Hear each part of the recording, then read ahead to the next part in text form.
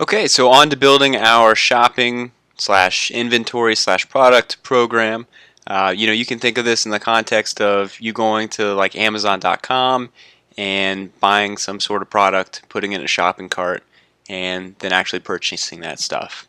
We're kind of building all of that. So I have built this program entirely because it would have taken a while to just type it out with you and explain things piece by piece.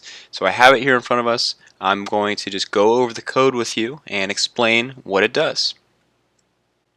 So we'll begin with our products because that is, kind of the building block of everything. Our product's going to have 5 different properties that make up, a product. So we have this abstract class, this abstract object, and it has an ID code. It has a name, which we call title, a description of what it is, a price, and then how many we have in stock with the quantity available. And further here, we have our constructor. So we just pass it these, and later on we'll actually assign it to a product. And then we just have some getter functions that just get the information of a product. So, like get the ID code, get the title, description, all that. And then at the end, when we actually do like purchase stuff, we will call this decrease quantity, and that will just make sure that we take out, it'll just subtract by however many we buy. It will just remove that from our inventory, so we will know if we're out of stock or if we're in stock. So an overview of our store object. So we only have 2 objects in this program. So our store object, it's going to have 2 things. We're going to have our inventory, which is going to be a vector of pointers to products, and we're going to have a shopping cart, which is just whatever product you choose to put in to take home with you. It's going to put a pointer to that product in a shopping cart. So again, just to talk about what that is, so this is a vector of pointers. It's not going to be a vector of products. It's going to be a vector of addresses that point to products. And again, the reason we do that is because our products, there's only one of each type. We don't want to make copies of our products. We just want one product, one instance of a product, and we want to point to that product. That's why we use a pointer in our vector instead of just a product. That way we don't make copies of the products that we create. We want to use that original product. And then down here for our store object, we have some functions for it. We have the add product, so this is going to add a product to our store. So this is going to add it to our inventory, and then we're going to get product from ID. So this, we will just pass it some sort of string. It's just going to be some like internal reference code, whatever we want it to be, and from that we'll get a pointer that points to the product that we are after. And we're going to build a search function, pretty cool. It's going to search through our inventory. It's going to look through the title. It's going to look through the description for whatever the user is looking for. And then we're going to have a function to add a product to the cart. So just from that ID, it's what we're going to pass it. We're going to add the product to our shopping cart. And finally, we have the checkout here, which of course is just going to be once you're ready to wrap everything up and pay for it. It just calculates the cost with tax and shipping, that sort of stuff, and says it to the user. So let's take a look at our product functions. This, to be honest, is pretty simple. Here we're not getting into anything too crazy. We just have our constructor where we pass it the info that we want to assign to an object. So we just give it an ID, a title, description, price, quantity available, and then all of the functions regarding products are just to get these same variables here. So the ID, title, etc., etc.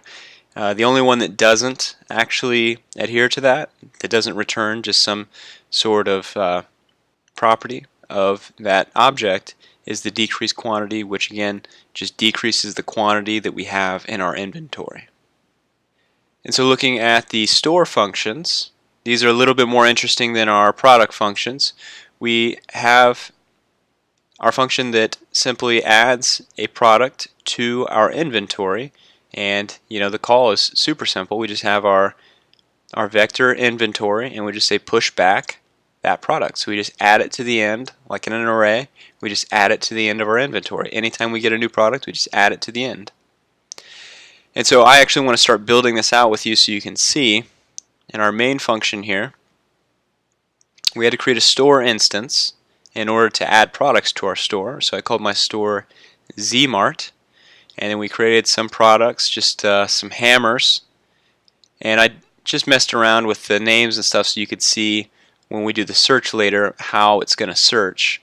Sometimes it's not going to find an item just based off of how we built our code. So we create some products. We have 3 hammers that we created and 3 screwdrivers. So again, we call our constructor for the product, and we just pass it these variables, and now after each of these lines is executed, we have a product. But that product doesn't yet reside within our store Zmart until we call the add product on them all. So here I've created 3 hammers and 3 screwdrivers. This is some like home improvement store. You can think of some home improvement website. And then we add these products to our inventory. And again, we pass it by address because we want this actual product, the one that has only 1 in the inventory, this one that has 99 in the inventory, we want that exact product to be the one that it's pointing to, not a copy. Because if we purchase this 1 hammer as a value, then after we make that purchase, it won't record that we had made that purchase because we're passing by value. It makes a copy. We don't want to do that. We want to pass by reference. We want to pass by address.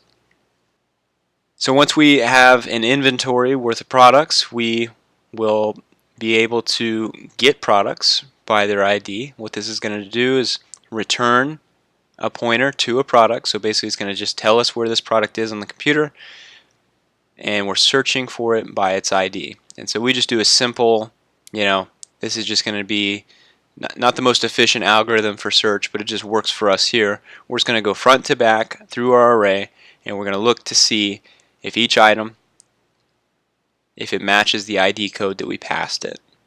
So if it returns null, then we will give it some sort of error that we can't find that in our inventory.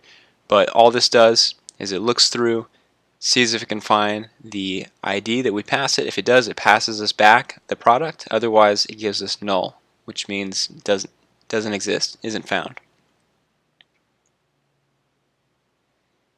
Now this is for the user. This is our product search, and they can put in whatever search term they want, any phrase, word that you can think of, and it's going to search through 2 things. It's going to search through the title of all of our products, and it's going to search through the description of all our products.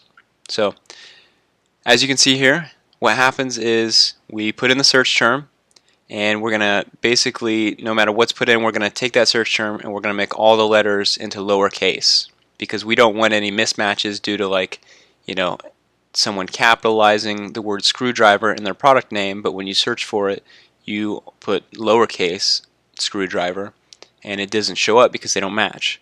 This way we can be certain that everything matches. We're going to make everything lowercase by using this function. This is built into the standard library. This is called toLower, and basically what we're doing is we're iterating over the entire search term that they put in. So they put in screwdriver, and then we're just going over each letter. We're going S, C, R, E, W, yada yada, and we're making sure that each letter is in lowercase. So once we have that lowercase search term, we are going to iterate over our entire inventory, so just from the front to the end, and we are looking to get the description of each as well as the title of each. So we put it into these. So we put that inside of a variable called item title lower, item description lower, and then we basically take both of those titles and descriptions and we make them both lowercase. So, and as you can see, we just do the same thing that we did with that search term. We just go over each letter and we just say make that letter toLower. So just make it the lowercase version of itself. And the reason we do this is, like, say some distributor added a product to our inventory, and when they created their product in our system, they put it in all caps. What this does is it just takes it to lowercase, so again we can find that match in our search algorithm here.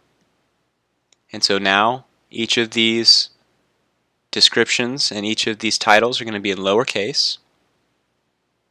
And then we use a function that's also in the standard library. We use the find function, which is very handy for what we're doing. What this does is it takes our search term and it tries to find it within each of these. So it tries to find that search term within the title, and it tries to find that search term within the description. And as you can see here in the note, if this function, which returns an integer, if it yields anything that is greater than -1, we know that we have a match. So if it's 0, then we have a match. With our search term, basically what we'll do, we're going over each product in our inventory, and so this for loop that goes over each product, anytime it finds a match, it's going to change this Boolean here to say true that it did find a match. This is over each iteration, over each product, and if it does find the item, then it's just going to print it out the screen. So what this will do is every time it finds that product within our inventory, it just prints out. And so after a customer searches for their product, they find, that product that they want, they're going to want to add it to the shopping cart. So we have a function here, add product to cart. Again, what it's going to do is it's going to take in a product ID. We're going to use that function that we've already built, get product from ID, and it's going to give us the product pointer. So we're pointing to the product that we want to add to our cart.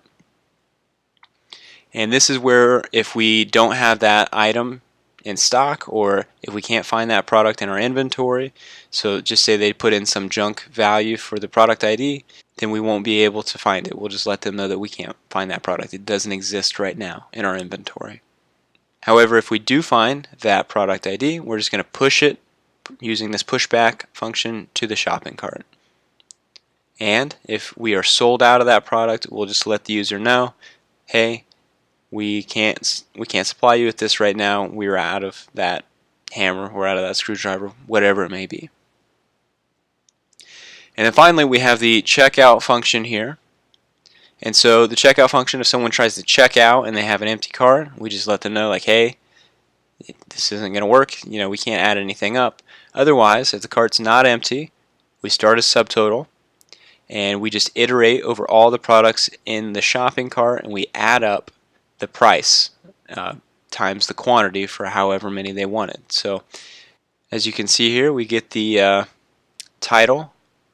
So we say get product from ID. We get an actual pointer to a product, and from that we call the get title function on that product. So this would say hammer, and then we put a little price tag next to it, and we call a similar function to this last one. We say get product from product ID, and then we want to get the price this time. And so this is going to list out all the products and the product IDs. So this is going to list out all the product names and the prices of them.